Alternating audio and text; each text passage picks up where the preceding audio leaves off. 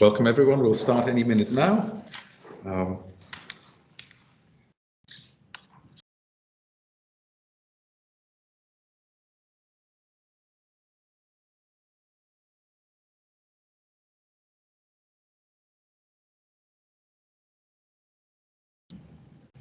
Right, well, welcome everyone in the room and online to Sam Hampton's talk about pathways to zero carbon Oxfordshire.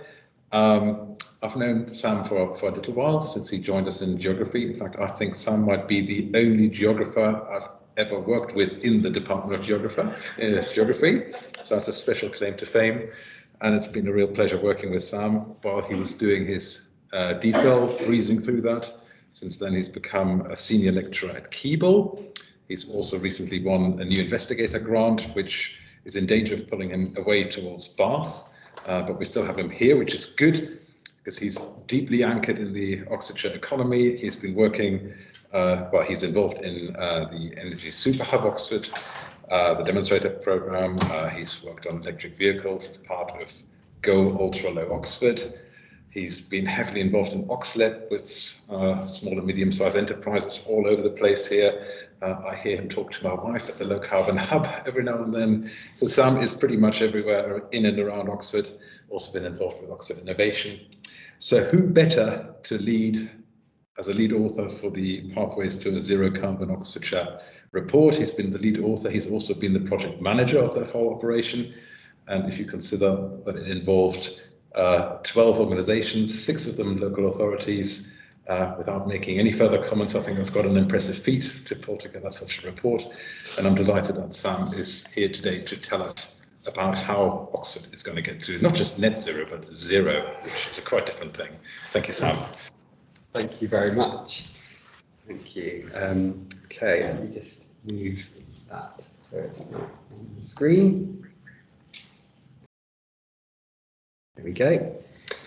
Okay, yes, thanks for that. So yeah, I'm going to talk to you today about a project that I led earlier this year about how Oxfordshire as a county is going to achieve zero carbon economy, and as Phil said, 12 different organisations clubbed together to fund this, and that was, yeah, it was a large steering group, so lots of negotiations involved.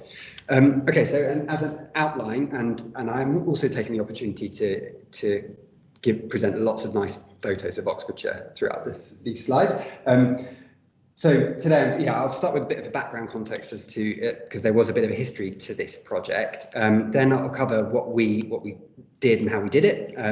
Then a big part of the report is actually modelling different scenarios for how we can achieve our goals by 2050. So I'll take you through that in some detail, and then summarise conclusions for each of our chapters, which were authored by specialists.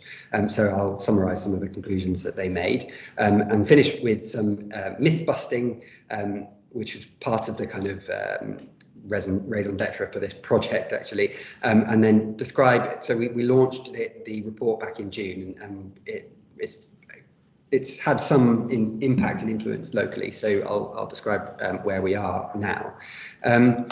Okay, so firstly, this builds on a previous report which colleagues at the ECI did. A couple of the authors on that report were involved in this, which was great in terms of some continuity. So Nick Eyre and Gavin Killett were involved in the 2014 report, and that report was focused on the low carbon economy and kind of treated it as a sector of the larger economy. So it quantified the size of that sector. It found that it was worth 1.15 billion sales per year, and represented 8,800 jobs at that time, with significant potential for growth.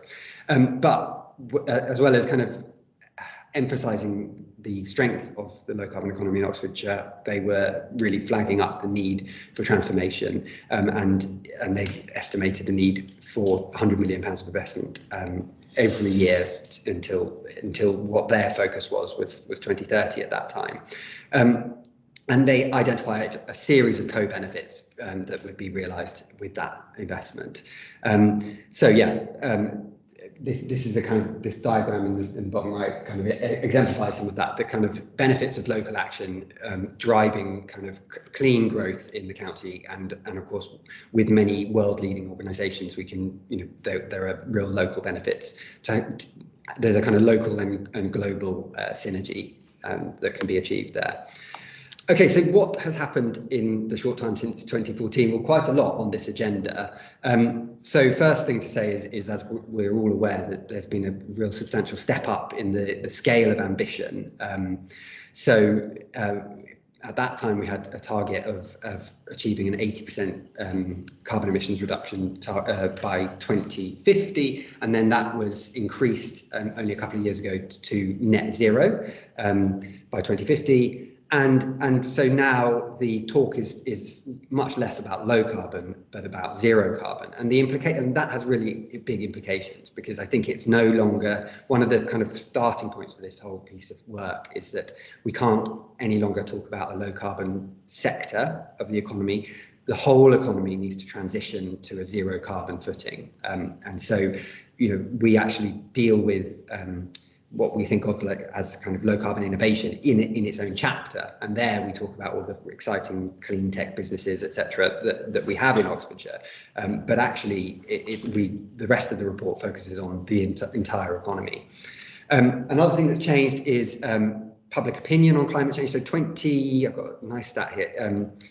The proportion in 2016 versus 2020, the proportion of people very or extremely worried about climate change jumped from 20% to nearly 60% in the UK, and that's amongst people over 35, and it went from 30 to 70% for those under 35. So actually a real sea change in public opinion on climate change, and that has led into COP and was increased obviously by the prominence that COP has had in this country in the last month, and so that's I don't need to describe that, but that is a kind of key piece of context for all of this. And locally and nationally, local authorities have been jumping on this and really kind of pushing forward the agenda, arguably faster than national government. And so I think 300 local authorities out of around 400 in the UK have now declared climate emergencies. And many of them are now following that up with meaningful plans for how they're going to respond to the climate emergency. Lots of them have set dates to achieve net zero, including in Oxfordshire. All of the 6 local authorities in Oxfordshire have done so. And they have already, prior to all of this, really a few years ago, they set a target of achieving 50% emissions reduction in the county by 2030, and that's based on a 2008 baseline, which is a little bit confusing because I think the UK one is 97, so it's all a bit, but local authority data is more difficult to come by. So that's what the context in the last few years. And just jumping ahead really to some conclusions, what does that mean? And we shouldn't be coy about this. When we're thinking about the entire transitioning to zero carbon economy across the whole of Oxfordshire, that means it's substantial increases in local renewable generation. We need to take much more seriously the need to renovate our existing buildings. In fact, most of them will need some degree of retrofit, whether it's new windows or actually kind of solid wall insulation. We're not just talking about loft insulation anymore. We need to go further. In terms of transport, we really need to boost active modes. It's not all about electric vehicles, which is a point we make clear in the report, and perhaps more challenging than replacing all petrol and diesel vehicles with clean vehicles is actually replacing all the gas boilers and the oil boilers in the county with alternative forms of heating, clean heating. So I'll come to that a bit later. And then on land use, we are a rural county, but we don't have land to spare. Every inch is well thought about, and there are lots of trade-offs and difficult decisions to be made on land use between development, new housing and infrastructure, on the need to grow lots of food, to need to allocate land to produce energy, and of course set aside for nature and ecosystems. So what we need is lots of social innovation and technical innovation to make all of this happen. Okay, so that's jumping ahead to the conclusions, and I'll take you through the details. So firstly, it really was not me that wrote the report. I had the tricky job of pulling everyone together and chasing them to meet deadlines. But Nick oversaw the project, and then we had colleagues from Bioregional, Lewis and Hannah, writing the innovation chapter, and they were particularly well placed to do so because they run the Oxfordshire Green Tech Network. And Bioregional get involved in all kinds of local activity in Oxfordshire. Hannah Budnitz from the Transport Studies Unit led our transport chapter. Gavin wrote the buildings chapter. Scott from engineering department, Energy and Power Group, wrote the energy chapter with a bit of Nick's help. And Alison Smith in the ECI wrote our land use chapter. And I'm just including the logos because of all the funders and steering group members, because it just shows you that there was a coalition of the great and good really coming together to make this happen. And you know, everyone has a slightly different perspective. Oxlep's obviously all around business and economic growth in the region, and then we have the local authorities we obviously have a two-tier local authority system. So we have Oxfordshire County Council as well as all the districts. Phil. What was their role in the report? Did they pay for it, or did they instruct you what they wanted? How involved did they get? Yes, good question, and it wasn't always clear, because actually a bit of both. They paid for it, although Oxford University also maybe subsidised it in a way, but yes, they also had people on the steering group, so they provide a comment on drafts, and we made it very clear that it's our document. And so part of the beauty of that is that, you know, there's a bit of research independence here, which is that we make statements that maybe not all those partners would be able to make themselves, but they can be part of a report and then respond to it. So it worked quite nicely, and there were tensions at times too.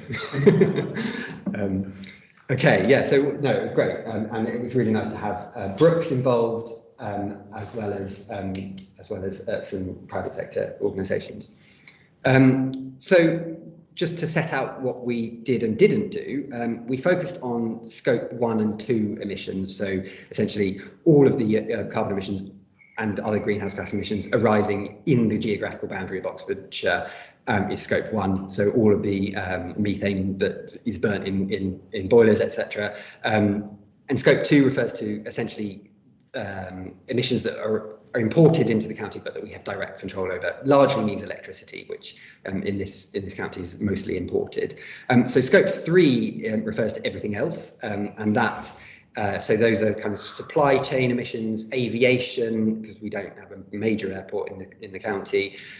Most of our citizens fly from elsewhere, and embodied carbon in things like infrastructure, vehicles, products. So we know we're clear that this is not everything, but it gets very complicated if you want to include scope 3 emissions when you are talking about a geographical area. It's easier if you're an organisation and you choose to do so. But yeah, for simplicity, we stuck with that, but we did discuss the implications of not including other things. The other thing is we didn't decide to reinvent the wheel in terms of our future energy scenarios. The National Grid do a really good job with theirs every year, and there are, you know, the Climate Change Committee also has some, so we were kind of we looked at those, but we chose essentially to use the National Grid's data and adapt their figures for Oxfordshire. And despite the fact that local authorities all have different targets for achieving net zero by 2030, 2040, 2035, all this, we focused on 2050.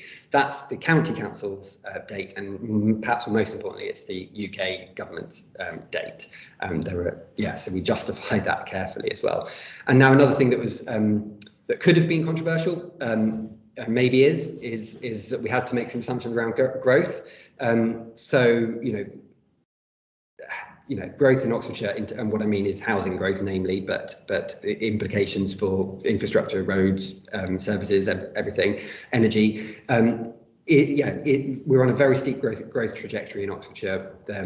We are in the process of building 100,000 new homes. That kind of got really underway in 2014, and it is due to be, the last house is going to be built in 2031. And some people still think that's not going to happen, but we decided, no, we're convinced that it will happen. And thereafter, we made some assumptions about a slightly slower rate of growth, but we kind of we did make some assumptions that population growth will continue. And of course, in many respects, that makes the job harder. Okay, so I'm going to run through the scenarios. And so those of you familiar with the National Grid future energy scenarios, these are the ones from 2020 that we adapted. So these look quite a lot like those. So I'll take you through each of these. So the steady progression is the only one of the four that doesn't achieve net zero. And I use the word net zero because although we have we're very clear on the fact that we want real zero and we want to actually eradicate fossil fuels and emissions, we acknowledge that, the National Grid accept that there's going to be some negative emissions, and so we follow their guide in doing so. But so there's a slight tension between net and real zero, which we can talk about later. So this extrapolates from existing trends, and so it's not business as usual. It's kind of, we recognise that the government is moving slowly in the right direction with lots of target policies like the phase out of fossil fuel vehicles, etc. But it doesn't get there. Because it's clear that the Committee on Climate Change has pointed out those policies don't add up to net zero at the moment.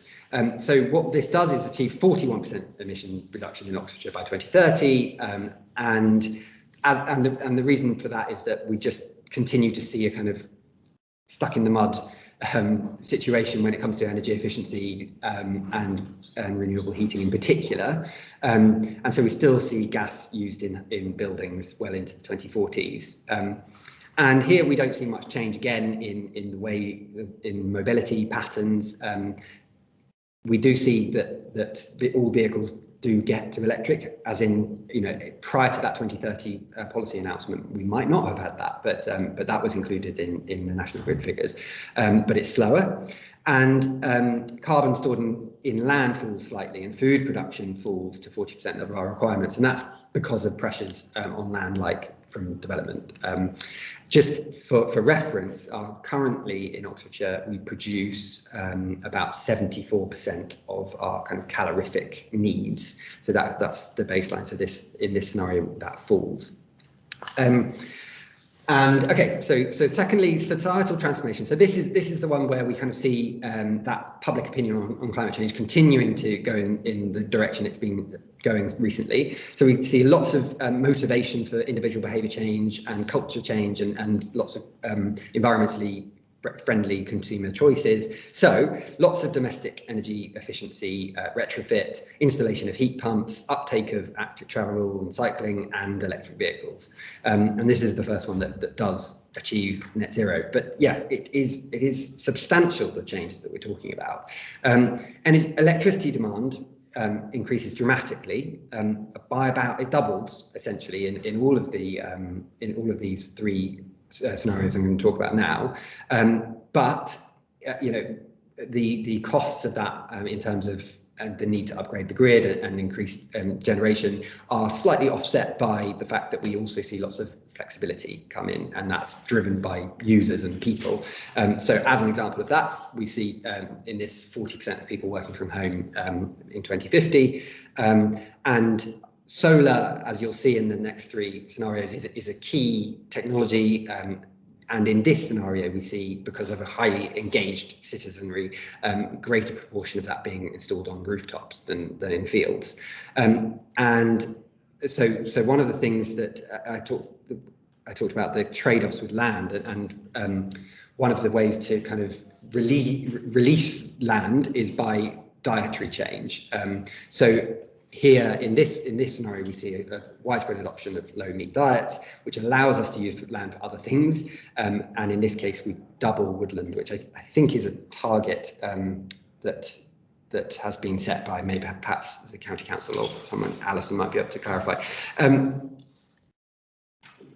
I've just gone blank here. I think it's Here we go.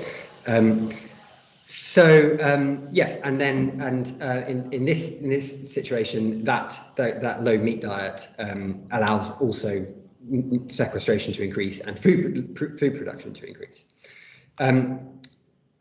So let me just, oh yes, I was going to say for a baseline on that, net sequestration is currently around 7.5%. That's kind of the carbon cycle of Oxfordshire at the moment. So increasing that to 19 is quite significant. Now this, in some ways, this is a real contrast from the previous one. This scenario is all about technology, and it takes a kind of optimistic view of the kinds of technologies that we'll see that will help us get there. So in this case, we aim high when it comes to hydrogen. So we kind of wait until that technology is ready, which is after 2035, most commentators are saying, and then kind of do a drop-in replacement for the gas boilers that we have at the moment.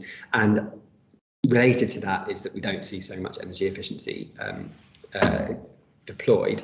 There's a preference for ground-mounted solar, a bit less user-driven flexibility, but flexibility, kind of automated flexibility, you do see here.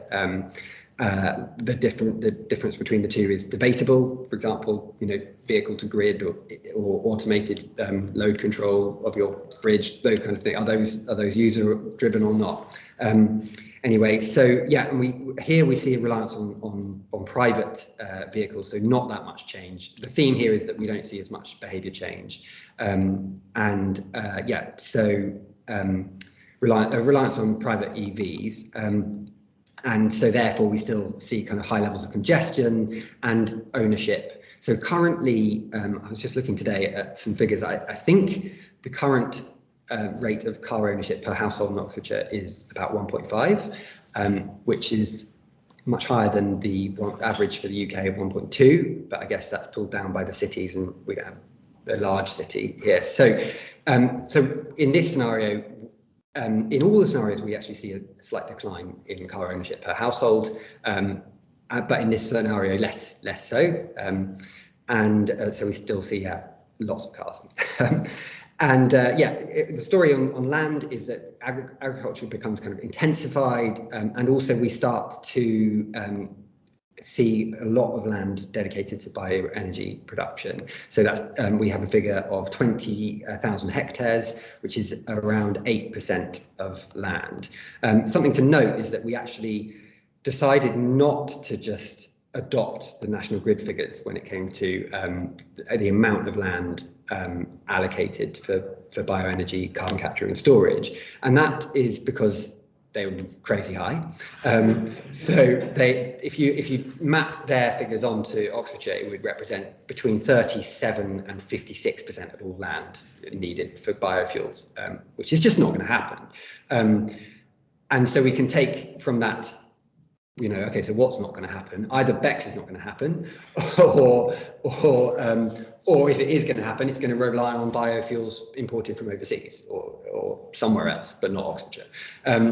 All those figures are wrong. And we won't need so much BECCS because we'll do lots of other things. So National Grid, being a grid operator, don't go into that much detail about how we should use land. So it was a bit difficult. So we just kind of decided with Alison made some assessments using her knowledge of land. In this scenario, it's about 8%. And partly as a result of that, our proportion of food produced locally falls. Okay, then the last scenario is called Oxfordshire leading the way, and here we take kind of the best bits or the most ambitious bits from the other two, and that is enabled by strong support from public and various stakeholders.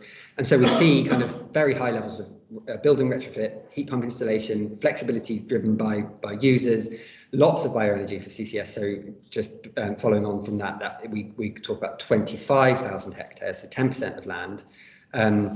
And we lots of active travel, shared mobilities and low traffic neighbourhoods, and actually a fall in quite a substantial fall in number of cars per household, and therefore number of vehicles overall relative to population. But population is going to increase quite a lot, and so that equates to more actual cars on the roads if you don't build any more roads, which is something we don't talk about. So, and then in terms of solar, so something I was going to say is one of the strengths of Oxfordshire at the moment is that we have 3% of all solar capacity in the county, so of all the UK solar capacity in the county, and that punches above our weight in terms of the fact that our proportion of the population is about 1%, our proportion of the land is about 1%. So we're doing quite well for solar, although more or less similar to the counties that border us. Here we see, so in the other two scenarios we talked about, we kind of extrapolate continuing that 3%. We want to continue to punch above our weight and deploy lots of solar. And this one, we double that to 6% of the national total. And that means that what we need is a 10-fold increase in solar capacity. And that represents roughly 1% of land. So not impossible, yes, ambitious. And it's really pleasing to see that literally in the last 12 months, the kind of economics of solar locally have started to make sense again. We've got Ray Valley Solar being built by the Low Carbon Hub and invested in by thousands of people in Oxfordshire, and lots of other plans that I've heard about. So that's quite exciting. But just to kind of reiterate the fact that electricity demand is going up so high that even with this 10-fold increase, we see the amount of electricity produced locally is still only 52% of demand, and that's a figure that is you can either decide is too low or too high, really. But we recognise that we're not a coastal county. We don't have offshore wind here, and we don't have several other there are better places to build onshore wind, for example. So we're part of a national grid. We're not trying to be energy sufficient as a county. So we kind of judged that this would be a good fair share. I've mentioned the need to reduce numbers of vehicles, but also related to that is reducing travel demand overall. And food production falls in this case, partly because of all the ambition that we're trying to use land for lots and lots of other things, but there are obviously implications for that too. Some more food needs to be grown elsewhere. Okay, so now that was a summary of all these scenarios. So I'm going to just run through some of the conclusions that we made for each chapter. So firstly, innovation. This chapter is written by colleagues at Bioregional. It's clearly a local strength, and I guess I mean green or sustainability innovation here, and there continue to be great opportunities for clean technologies and businesses and spin outs and job creation. But it's also worth saying that a lot of when we think about the kind of low carbon sector, it's easy to think about kind of white collar jobs and stuff that we do, Energy Super Hub Oxford, Local Energy Oxfordshire, all of these kind of projects that are creating smart grids and all these other exciting things. But actually, innovation must mean more than that. And actually, what we need is a great deal of innovation in blue collar jobs or green collar jobs. In terms of we need to be training up heating engineers to install heat pumps. We need people who better qualified to do retrofit, repairing electric vehicles, although I know they require less repair, but those kinds of things. So there was the trades are about to go on a journey as well, as people in the Oxford Energy Network. I think it goes without saying that the investments from recovery from COVID need to be green. I think that is happening to a great degree, although obviously there are lots of ways in which we're just going back to the behaviours and practices that we were doing before COVID. And public transport is a bit of a nightmare. So yes, a huge amount of investment will be needed. But another thing to emphasise is that investment is not just all about going cap in hand to government, and it's not all about university exciting research projects and projects like Energy Superhub Oxford. Actually, most of the investment for this will be made by companies in greening their own practices, or by individuals investing in retrofit in their homes, and people, organisations like SSEN in investing huge amounts in upgrading the grid. On transport, it's worth saying that this is an area that we haven't seen great progress in recently. Emissions remain very high. We are very reliant on fossil fuels in the county.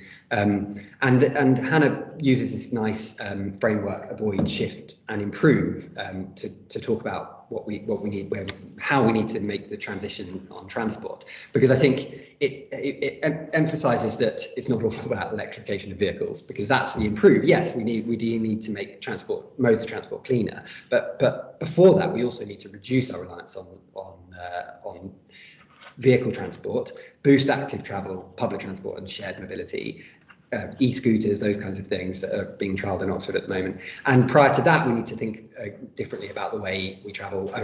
How much we travel, not the way we travel, but the need for travel. So we've seen, and we've just had a huge experiment in doing daily life differently, and many of us are continuing to work from home. But I was listening to Gillian Annable talk on yesterday, and she highlights that the commute is often overemphasised and actually represents about 20% of journeys, or by distance anyway. Yeah, probably more trips, but by distance only 20%, and only 50% of people roughly are able to work from home. So we're talking, even if the rest of them work from home, we're not talking about huge swings here. Okay, I've got some other stats. So I found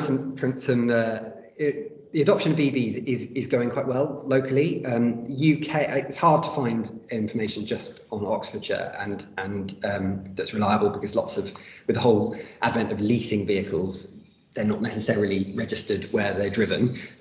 But 23% of new vehicle registrations in December last year were ultra low emission vehicles, and that was a substantial increase, although it's actually dropped when lockdown was eased. So that, to put that in context, we're still just talking about 7% of all vehicles being electric, being ultra low emission. That almost feels high. Maybe Hannah can talk about that.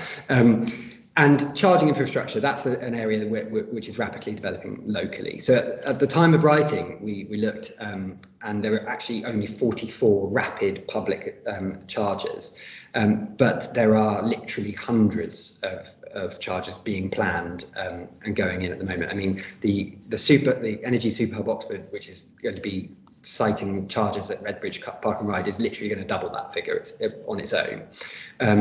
So this is an area that's moving very quickly. Buildings and heat I'm afraid, is another area where we're seeing very slow progress. It's kind of laughable how, when you look at the data on this, it's often in the ones and the tens and not the hundreds. I was looking at, there is good data on clean renewable heating installations by district. For example, I recently installed a biomass boiler in my own house, and I went and downloaded the Charwell data on renewable heat incentive installations, and it's like one of those grids where they have to blank out certain cells because the numbers are so small that you could like re-identify people. So it's like really small. And as a rural county, we have a lot of areas that are not on gas, and those are the kind of places that we are most polluting and really need to take action sooner rather than later. But all kinds of problems, and Gavin's chapter articulates the kind of structural challenges around achieving retrofit and renewable heating in buildings. So what we need is a major programme of retrofit, a phase out of gas boilers, scaling up heat pump installations, and desperately we need to start changing the quality of the new homes that we're building, which are still not mandated to have solar on the roof. They're not achieving high enough energy efficiency standard. And I think Gavin would probably say that this is essentially the same message that it was in 2014, which I think says something itself. Okay. On energy, I've talked already about the need for substantial solar deployment, either ×5, ×10 increases in where we are at the moment, but also the need for flexibility. So it's not just about energy supply, it's about thinking about using electricity differently to avoid the need for such expensive grid reinforcement. Obviously, we will need to expand the grid and upgrade the grid in various places, but there are lots of ways in which we can offset and mitigate those costs with flexibility. And to do that, you need a lot better information and data, particularly where energy is used. And so Project Leo is a really good example of that, and I know this audience will be very familiar with that project probably. But yeah, getting better sensors and producing better data on the low voltage network is crucial for understanding how we can actually reassure the DNO that they know that they won't need to upgrade a substation because it's all going to be okay because demand is managed carefully. Okay.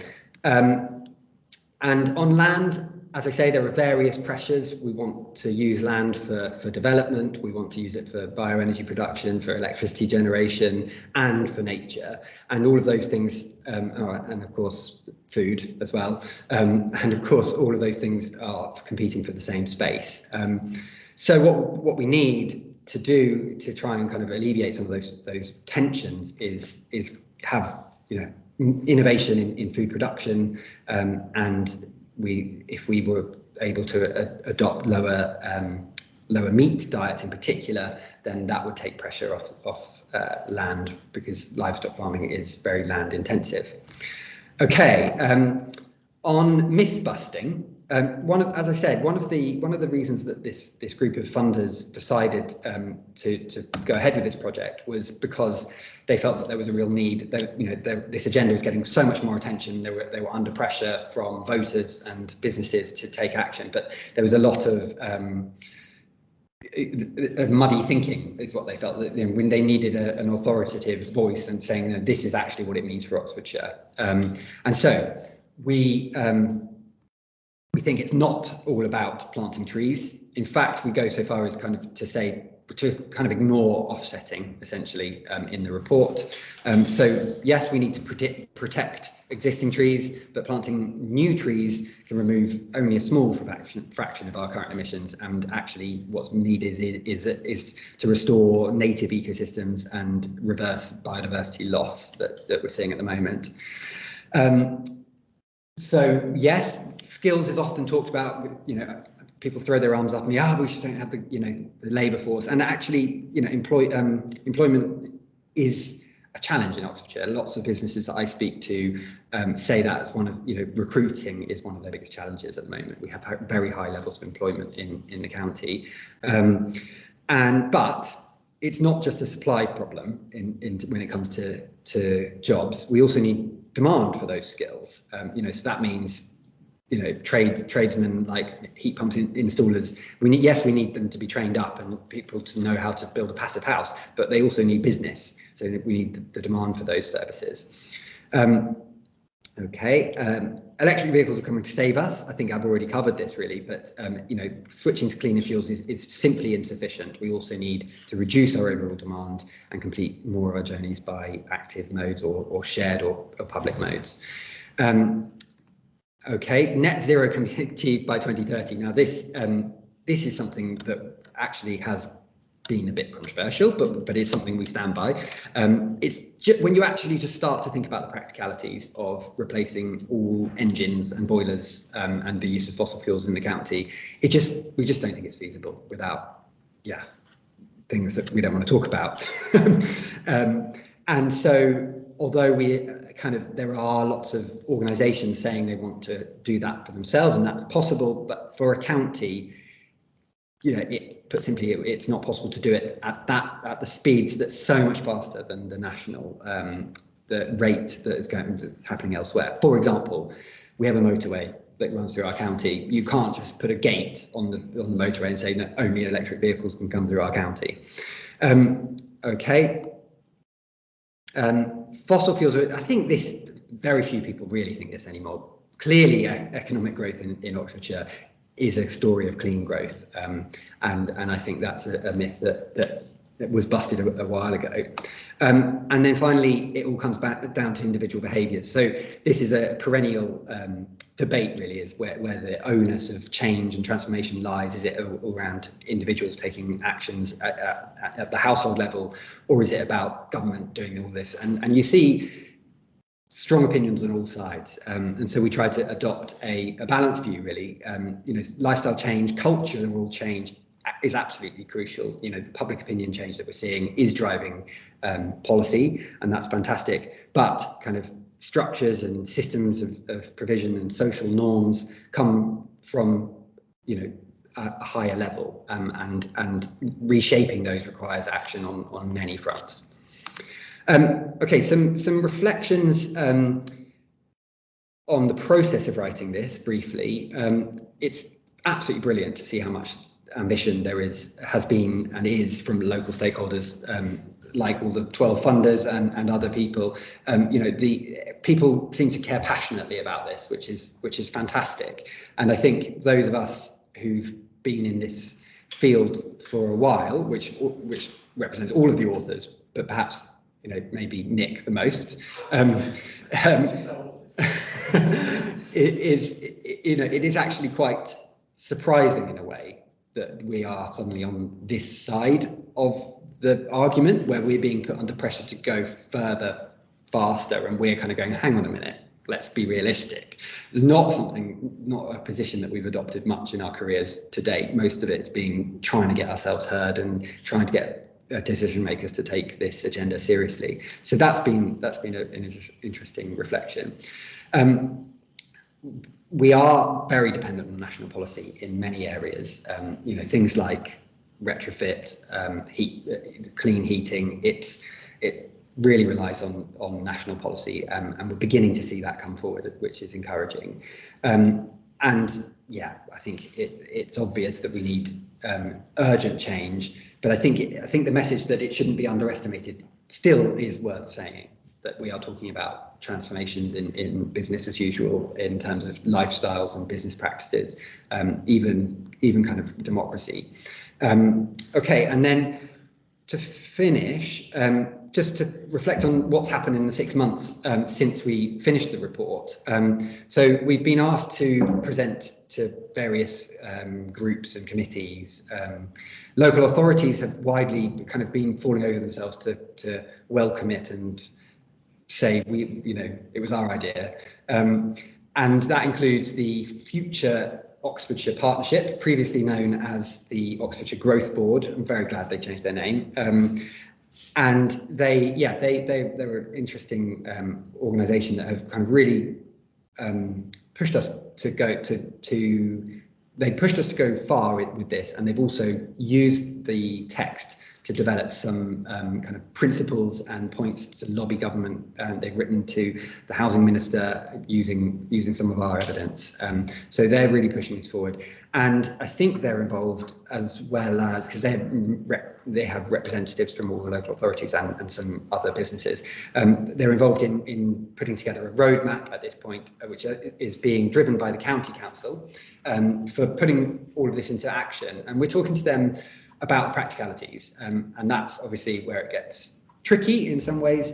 One of the questions that they're tackling is kind of what time frame should we talk about, because 2050 is too far really to do any meaningful investments in the near term or set policies locally. And so we're thinking 2030 still makes sense, or perhaps even 5 years. One kind of, there's a couple of timeframes that are relevant here. One is the electoral cycle, and the other is the kind of local planning cycle. So district councils all create local plans every 5 years or so, and it takes about 4 years to make them. So that is a vehicle that we think is key here.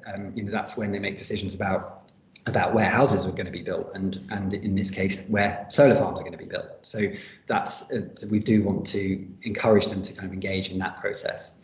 The existing local plans often make nice noises, but don't do enough in actual kind of drawing lines on maps. And as I've already said, some of the audiences have criticised us for not going further, and the themes here are curtailing development, so not doing enough to say no, you can't build that amount of houses. We decided to try and be agnostic about that, and that's the decision we made, and we're sticking to it. But I accepted it. Highly controversial, and the idea of a housing need is very debated and challenged by different groups. Cars and congestion, yes, we haven't kind of said that all developments need to be car free or those kinds of things. We have, though, as I've said, highlighted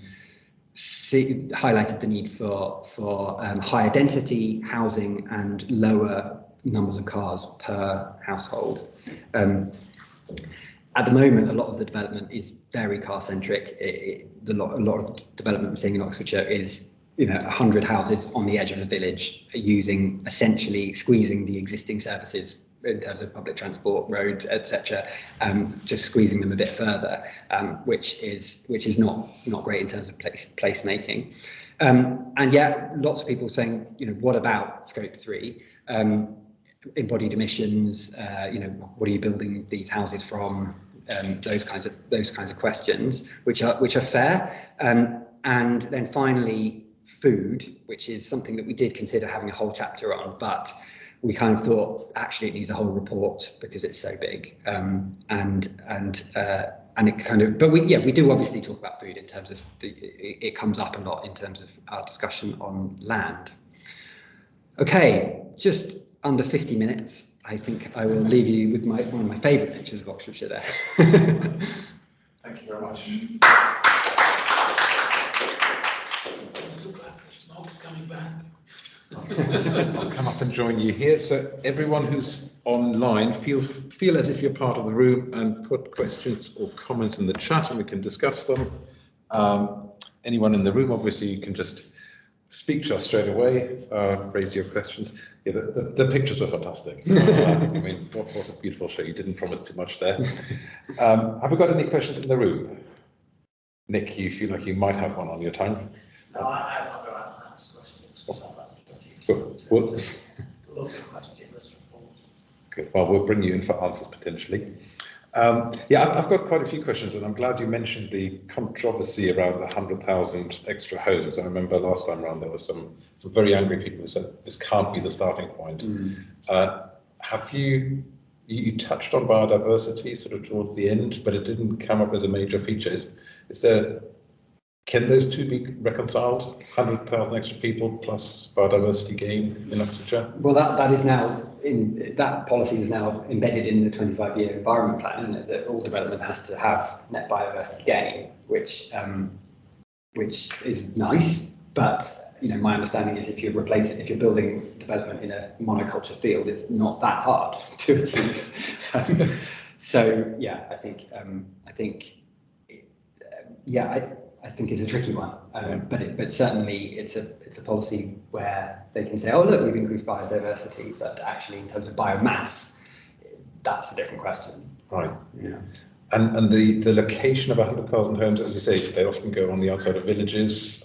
People commute from where they live to where they work, even if Julian tells us it's only 20%. Mm-hmm. I can see a lot more commuting going on. Is there any sort of strategy to build developments in such a way that there genuinely is less transport requirement? I think there's not enough. I mean, I'm not close enough to the planning. I know there was a talk on Salt Cross, so I think there's some exciting things going on at Salt Cross. There are some exemplars, but I think the vast majority are pretty car dependent, and it's definitely a message that we are, we want to decision makers and planners to and developers take account of. It's very tricky. It is tricky and controversial, so it's good you're coordinating that debate. And I think Chris Church might have his hand up, and I'm sure he has a similar message. Absolutely. Chris, can you unmute yourself? Unmute, video on. Chris, join us. Well, thank you. And thank you very much, Sam, for a very encouraging presentation. I'm speaking, I hope you can hear me. Yeah. I'm speaking on behalf of Oxford Friends of the Earth, and it's very encouraging to see policies such as doubling tree cover we've campaigned for years being endorsed.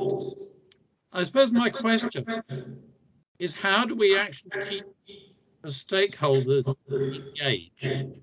I'm noting, obviously, you mentioned the enthusiasm, but I'm also here noting, for instance, that the university, despite its enthusiasm for change, is opposing plans for connecting Oxford.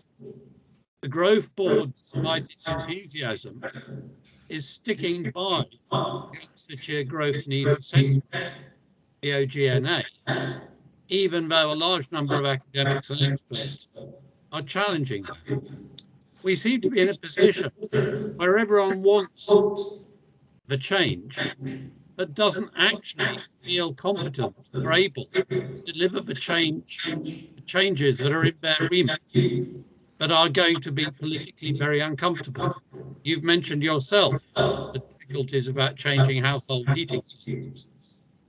How do you think academics such as yourself can really help the stakeholders get over the "this is all great, but it's not practical" hurdle? That's an easy one for you. Do answer that, please, Sam. Thanks, Chris. It's a really good point. And actually, I think from talking to our steering group, I think they would really share those sentiments with you, that they find it hard. I think some of the people behind Connecting Oxford felt that maybe it was an idea ahead of its time, but things are moving.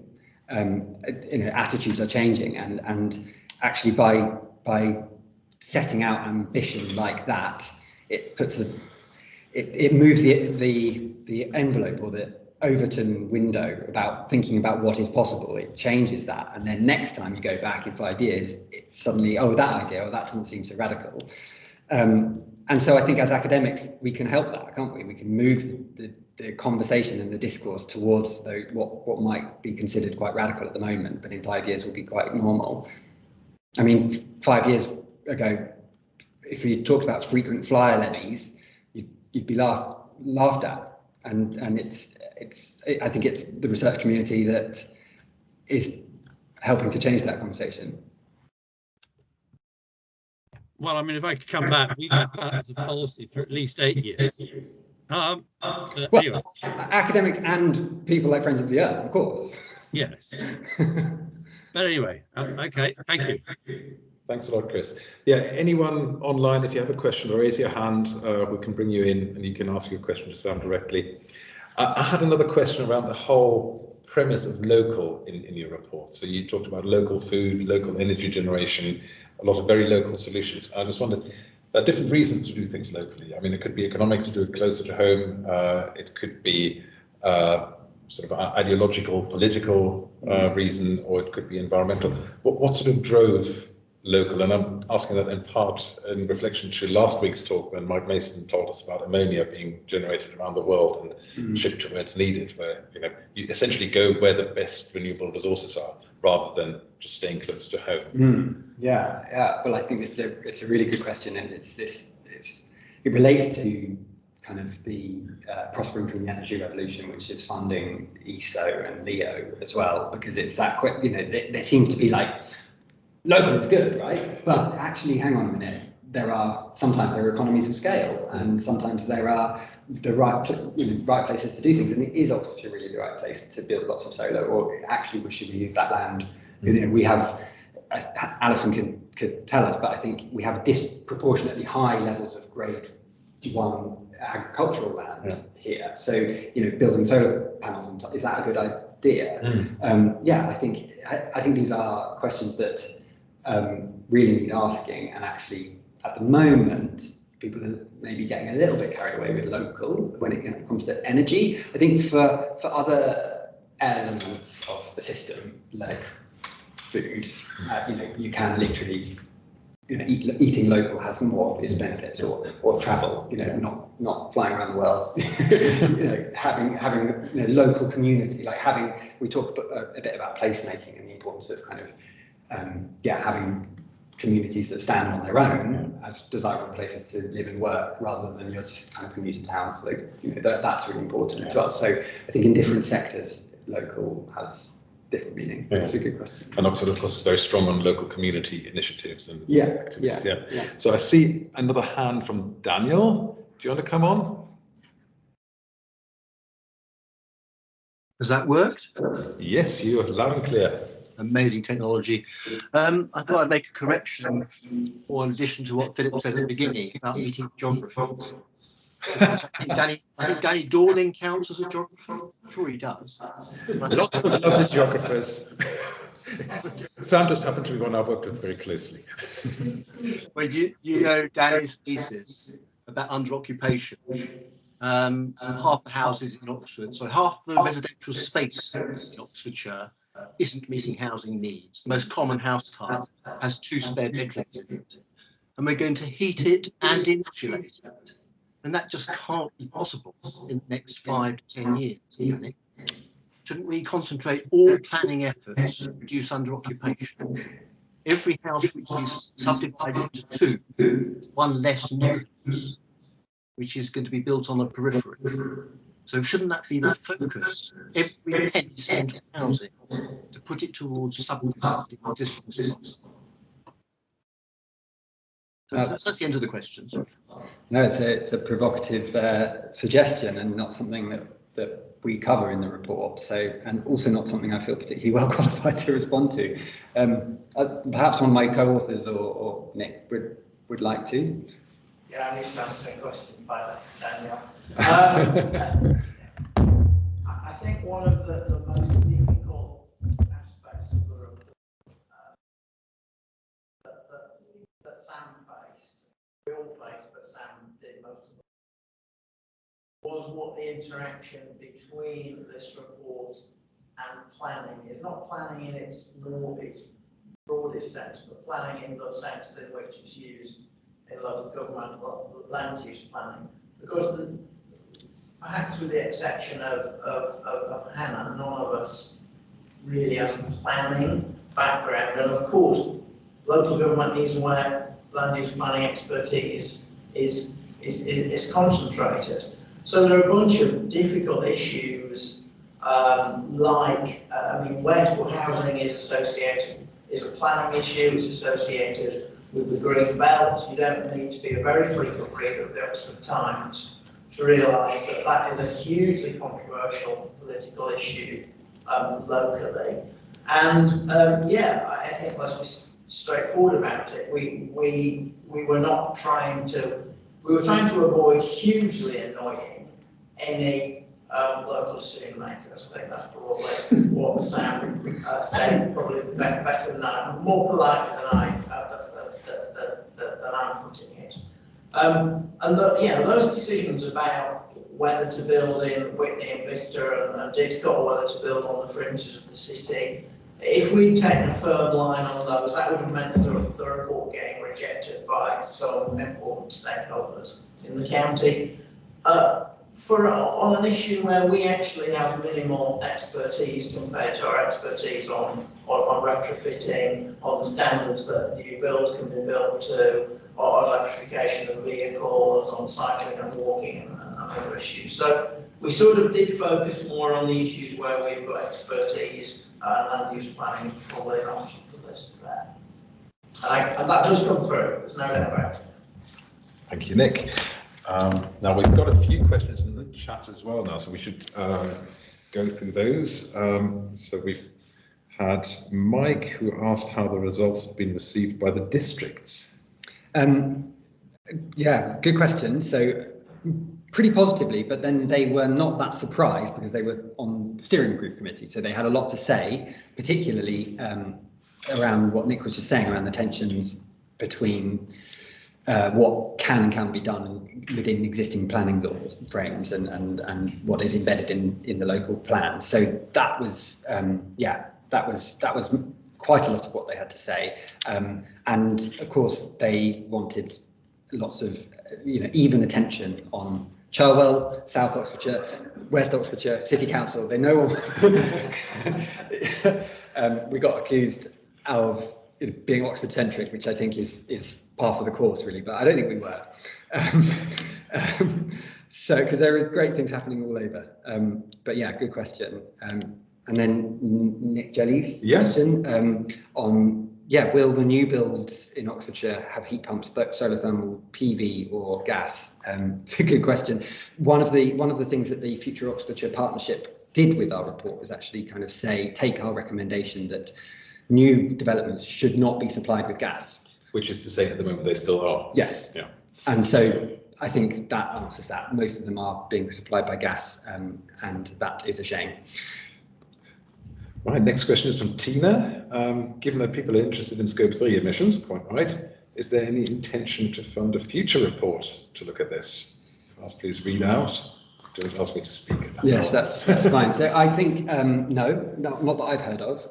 They are the funders that funded this are focused on the delivery roadmap, and there is an argument for let's deal with the really hard stuff right now that's right in front of us before we go on to thinking about the other stuff. I mean, I don't know if I believe that argument actually, because we need to do everything and right away, don't we?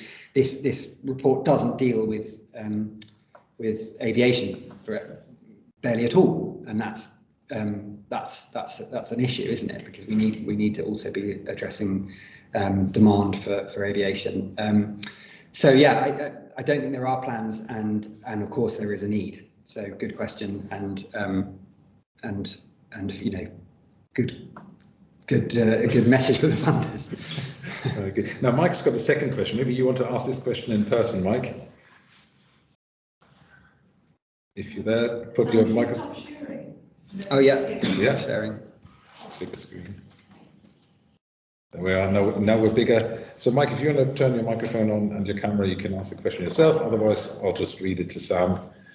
So is there any sign that the OCC or anyone is formulating a strategic approach to achieving what's required to achieve net zero? Well, OCC, I'm going to interpret that as both the county council and the city council. So the city council probably a bit more advanced than the county council, because they have got what have they called it, a plan? They've called it something. They've got a roadmap or a plan, or they've commissioned a report that the Carbon Trust wrote for them that takes them to net zero by 2040. And so yes, the Oxford City Council have got a strategic plan for that.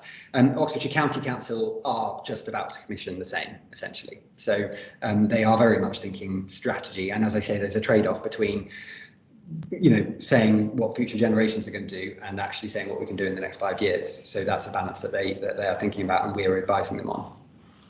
So it's probably worth adding, for those people who don't follow the politics in the county, that the timing of our report almost coincided with the election of a new county council, which is an alliance between three parties. And the key plank of that alliance, the number one priority, is climate change, because that just happened to be a leading item in the manifesto of all three parties. So in a way we were very fortunate, but also the report was very well timed to have a receptive audience at the county level. I'm tempted to say which it wouldn't have been for the previous 120 years. Yeah, who would have thought that climate change becomes the common denominator between three parties? Well, yeah, and I think the previous administration in the county were pushing in the right direction, but this new administration. Well, I didn't say what I just said. I think this one has made it almost their number one, haven't they? Which is fantastic. Yeah. Yeah, and thank you very much. I stumbled at OCC, whether it's Oxford or Oxfordshire, so well done for covering both. Then we've got another question from Aaron. Aaron, are you there? Do you want to come online? Looks to me like it's Avon. Avon's there, there's also Aaron. Oh, yeah, Avon had his hand up. Avon, I've spotted you. Right, sorry, in a sorry. second. I just thought we'd go through the chat. Aaron's written it, yes. Aaron, would you like to? You can bring it up. There's also a comment from Chris with a helpful link. So we'll refer you to the comments for that. Okay, so Aaron. He's here. Yes, yeah. Welcome, Aaron. Hi there. Thanks for the talk.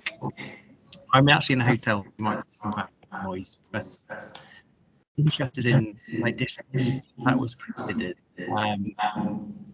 Potential sources of waste from data centers or waste incineration. Yes, so district heating has got some attention in Oxfordshire in recent years. There is the incinerator. Basically, consensus seems to be that they built the incinerator in a slightly awkward place, which is in the middle of nowhere, in the middle of nowhere on the wrong side of the motorway. So if they built it a bit closer to Bicester, then some people might not have liked that. But the advantage is that they could have all these thousands of houses that are going up around Bicester could have been heated with the waste heat that's there. And so there has been a kind of feasibility study looking at using that.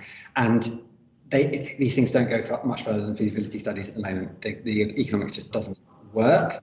It's too far away, and I think these things are expensive. There are small other examples of district heating in the city that Scott and Nick would know more about, and I think we do talk about in the report. Yeah, I mean, I think most of the reasonable opportunities are centred around the big loads in the city centre and the hospitals. There may be scope for others, notably at Cowley, in the industrial area of Banbury. I think the other question is, what about new builds? And I think that's an interesting and unresolved question, because the potential for quite low temperature generation 4, let's call 5 district heating is definitely there. But of course, the time to standard you build homes to the last heating load, you get the worst economics of district heating. You can't avoid that trade-off. Yeah, and what we're doing, one of the things that you'll hear next week, I think, about Energy Superhub Oxford, is that there are these kind of local, very highly local district heating systems where they essentially use a ground source heat pump and share the borehole with multiple properties. So that is another technology. But yeah, I think if you speak to the manufacturers, the company that does it, they're not that interested in new build, just because there's not that much heat demand. So yeah, the economics is a little bit. There is, of course, in practice, a bigger heat demand than the EPC. Yes. That's a risk to assume that. Yeah, fantastic. Yeah, thank you very much, Aaron. And then I believe we're coming to what must be a transatlantic question from Avon. Avon, great to see you. You want to come on? Yes. Can you hear me okay? We can hear you. We can't see you. We'd love to see you. I can't at the moment, unfortunately, but I want to say thanks for the great presentation, Sam. Much appreciate it. I have a very simple question, and maybe this is just out of scope, but it seems like every net zero study these days has some comment on the cost implications, and I'm wondering if that's something you looked at or plan to explore at the system level or at the consumer level, anything related to costs. Yeah, thank you. That's a really good question, and something that we did a bit of toing and froing on when scoping out the project with the funders, because as I said, the 2014 study had some figures, number of jobs, size of the economy, and those figures were very influential. They got quoted in the National Clean Growth Strategy, for example, and the power of a good number, especially if it's a pound sign in front of it, is politically very powerful. And actually, partly because we know the potential of those figures to be kind of misused and misquoted, we were quite resistant. You know, we could have done more, and there is a page in the report that just comes straight after the scenarios, which specifies basically how much investment we think that is going to be needed in different areas, heating, you know.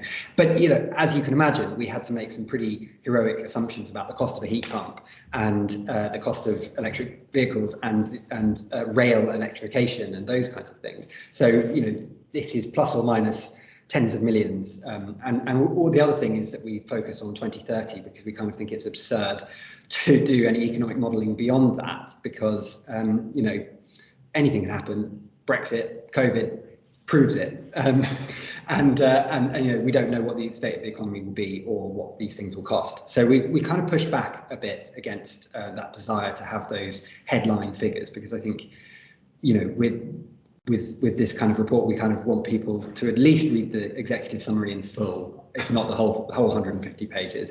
We don't want them to just look at the numbers at the front of the executive summary. So yeah, we push back against that, but thanks, good question. Fantastic. Well, thank you, Even. Good to hear you. And yes, I guess history is sort of proved you right, because very often we think when we revisit areas that, oh, so little has changed. And in this area, actually 7 years have brought on massive change. Thinking back over the last 7 years, of course, it's crazy how many things have happened, but here seems to be a real momentum building and things changing. So in 7 years' time, we might need another report. Yeah, hopefully with scope 3. Yes, exactly, and food, yeah. And food and biodiversity, everything. Yeah. Well, thank you very much for a great overview of this brilliant piece of work, and good luck with the implementation of strategy. Thank you everyone online for excellent questions. And we hope we can see you again next week. Tim Rose is going to introduce the Energy Super Hub that Sam has mentioned, one of our flagship demonstrator projects, and promises to be another fantastic talk for the last week of term. Do join us then. Thank you very much. Thank you.